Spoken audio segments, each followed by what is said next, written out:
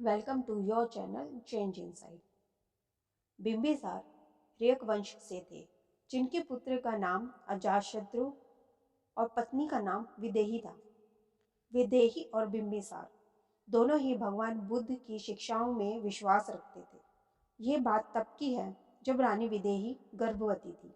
गर्भधारण के दौरान ही कुछ ऋषियों ने भविष्यवाणी कर दी थी कि बिंबिसार के होने वाला पुत्र अपने ही पिता का वध करेगा, इसलिए अच्छा होगा यदि रानी गर्भपात करा दे।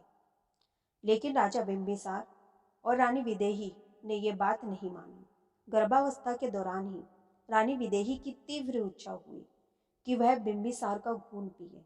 रानी विदेही ने इच्छा को दबाने की बहुत कोशिश कर रही थी, इसी कारण वह परेशान रहने लगी। एक बार बिंबिसार सेब काट रहे थे, तभी उनकी उंगली कट गई और कटी हुई उंगली से रक्त बहने लगा। तभी रानी विदेही अपने आप को रोक न सकी और राजा की उंगली से खून पीना शुरू कर दिया। कुछ क्षण बाद रानी बेहोश होकर जमीन पर गिर पड़ी। होश पर आने पर रानी ने बिंबिसार को सारी बातें बताई। वह शर्मिंदा भी हुई। पूरी कोशिश करने पर भी वह अपनी इस इच्छा को रोक नहीं सकी। इसके पीछे गर्भ में पल रहे शिशु की मानसिकता थी। कुछ समय बाद शिशु का जन्म हुआ और उसका नाम अजातशत्रु रखा गया। कुछ वर्षों बाद अजातशत्रु ने मगध की गद्दी पाने के लिए अपने पिता बिंबिसार को ही जेल में डाल दिया। अपनी इस पीड़ा को बताने के लिए रानी भगवान बुद्ध से मिलने आम्रवन में गई। रानी ने भगवान बुद्ध को बताया अजातशत्रु राजा को भूखों मारना चाहता है, इसलिए उनका खाना बंद करवा दिया गया है। रानी ने बताया कि अजातशत्रु राजा को भूखों मारना चाहता है ताकि राज्य में गृह युद्ध न छिड़े, इसलिए उनका खाना बंद करवा दिया गया है।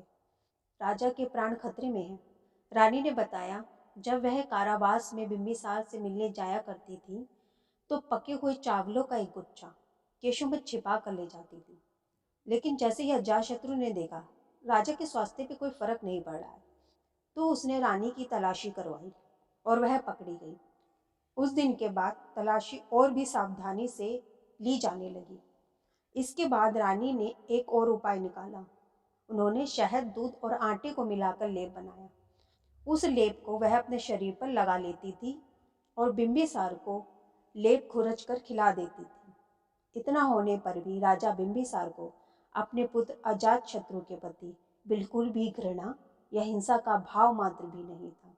रानी ने भगवान बुद्ध को बताया कि अब उन्हें चिंता हो रही है, कहीं अजातशत्रु को इस लेप के बारे में भी पता चल गया तो वह यह भी बंद न करवाते। अपनी सब व्यथा बताने के बाद रानी रोने लगी।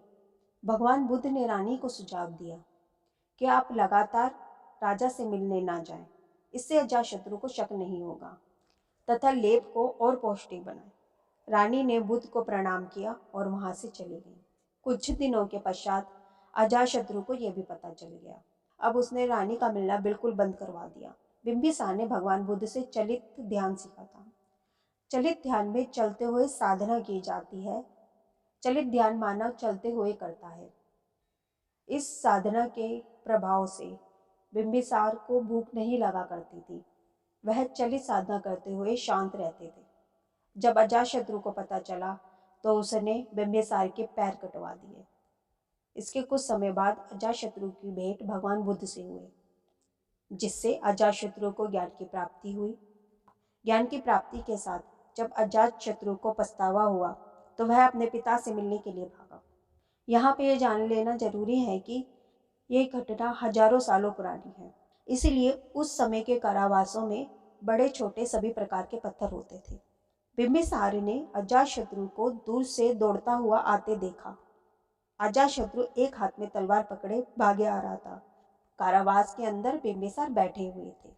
अजातशत्रु एक हाथ में तलवार पकड़े अपना पश्चाताप करने के लिए बिंबिसार की ओर दौड़े चले आ रहे थे। लेकिन जब बिंबिसार ने अजातशत्रु को तलवार के साथ भागकर अपनी ओर आते देखा तो उन्हें लगा अजातशत्रु उन्हें मारने आ रहा है। अपने पुत्र को इस पाप से बचाने के लिए उन्होंने बड़ा सा पत्थर उठाया और अपने सिर पर जोर से मार डाला और उसी वक्त उनकी मृत्यु हो गई। आपने मेरी इस वीडियो को शुरू से अंत तक सुना, इसके लिए धन्यवाद।